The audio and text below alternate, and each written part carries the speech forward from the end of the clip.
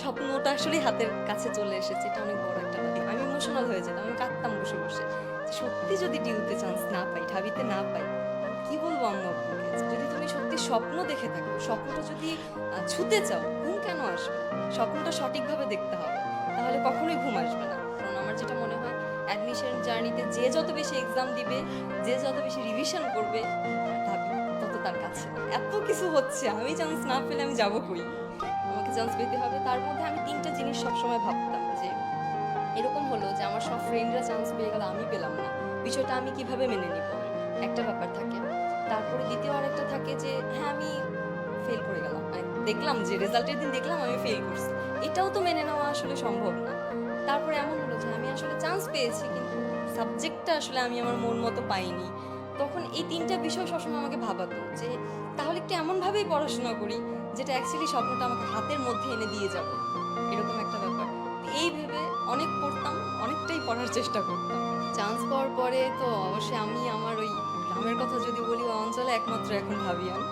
তো এটা হচ্ছে যেই শুনে যে মেয়ে কোথায় আছে, ঢাকা ইউনিভার্সিটিতে আছে, খুব ভালো লাগে। বিশেষ করে যখন এই কোটা আন্দোলনে আমরা তো আসলে ফার্স্ট ইয়ার, আমরা তো হলে যাইনি। হলে যেদিন গন্ডগোল হলো, সবাই ফোন দিয়ে দেওয়া শুরু করছে, মেয়ে কোথায় আছে, মেয়ে কি বাসায়? এই জিনিসটা আমার খুব ভালো লাগতো তখন, যে আসলে খোঁজ নিচ্ছে।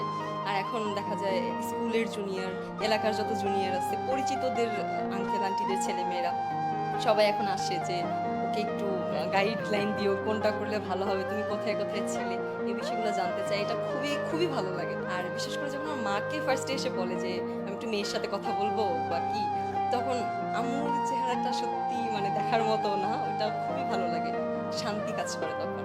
আর অ্যাডমিশন জার্নিতে আইডি ডিঅ্যাক্টিভ ছিল, একটা ফেক অ্যাকাউন্ট থেকে আমি ক্লাস করতাম, আর যেটা আমি আজকে রিভিল করলাম। এতদিন সবাই জানতো আম্মুর আইডি, বা আমার একটা ফেক অ্যাকাউন্ট ছিল। তো সেখান থেকে আমি মূলত এডুকেশনাল ক্লাসগুলো করতাম। তখন ফ্রেন্ডদের সাথে সেরকম কানেকশন ছিল না। আমার ফ্রেন্ডরাও খুব পড়াশোনা করতো। ফ্রেন্ডরাও কখনো এই মেসেজ দিস না কেন? ওরাও এগুলোর থেকে অনেকটা দূরে ছিল। এজন্য ওরাও চান্স পেয়েছে আজকে। তো এই জায়গাটা থেকে দূরে থাকবা। যে ফ্রেন্ড দেখবা যে ২ দিন কথা বলো নাই দেখে খুব বাজে, বাজে কথা বলতেছে মেসেঞ্জারে এসে, এরকম ফ্রেন্ড থেকে দূরে থাকাটাই ভালো।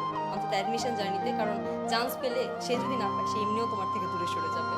অনেকে আছে ফোনে এত বেশি অ্যাডিক্টেড হয়ে যায়। হ্যাঁ, অবশ্যই ফোন চালাও, ব্যাপার না। কিন্তু সেটা যেন আসলে পড়াশোনার ক্ষতি না করে। বন্ধুত্ব অবশ্যই থাকবে, কিন্তু সেটা যেন পড়াশোনার ক্ষতি না করে। এই ২ টা জায়গা যে অনেক বেশি সচেতন। আবার অনেকের একটা সমস্যা থাকে। একদিন পড়ার পরে আগামী ২ দিন পড়াশোনা হয় না। এটা একটা বড় সমস্যা। আমি যেটা মনে করি যে, একদিন যখন আমি পড়াশোনা করি, এত বেশি মোটিভেশন আসে, ঘুম খাওয়া বাদ দিয়ে পড়াশোনা করি। পরদিন সেই এনার্জিটা আর থাকে না পড়াশোনার। ২ দিন ঘুমিয়েই চলে যায়। তো দেখা যায় পরবর্তী ২-৩ দিন পড়া হয় না। আমি অনেকের কাছেই শুনতাম যে, দোস্ত একদিন পড়লাম, আর তো পড়া হচ্ছে না। আমার এরকম কখনোই হয়নি। রোজ ওই যে একটা নির্দিষ্ট টাইম ছিল, ৬টা টু রাত ১২টা। এই টাইমে আমার জাগার। ওই ১২টার পর আমাকে কেউ পাবে না। আমি ঘুম। সর্বশেষ জুনিয়রদের উদ্দেশ্যে একটাই কথা বলা, ওই আমি আগেও অনেক টপিক এনেছি। রেগুলার পড়াশোনা করতে হবে, অন্যের রুটিন ফলো করা যাবে না। নিয়মিত ক্লাস করো। কোনো কারণে যদি ক্লাস মিস হয়, অবশ্যই সেটা পরে রেকর্ডেড ক্লাস করো। আর যারা এখনো কোচিং সেন্টার চুজ করতে পারো নাই, তাদের একটু সময় আছে হাতে, কম বেশি একটু বাছাই করো, এডুকেশনের ক্লাসগুলো করো। আর সবশেষে এই সময়টা এত সব দিকে না জড়িয়ে একটু পড়াশোনার মধ্যে থাকো। ইনশাল্লাহ তোমাদের সাথে ক্যাম্পাসে দেখা হবে।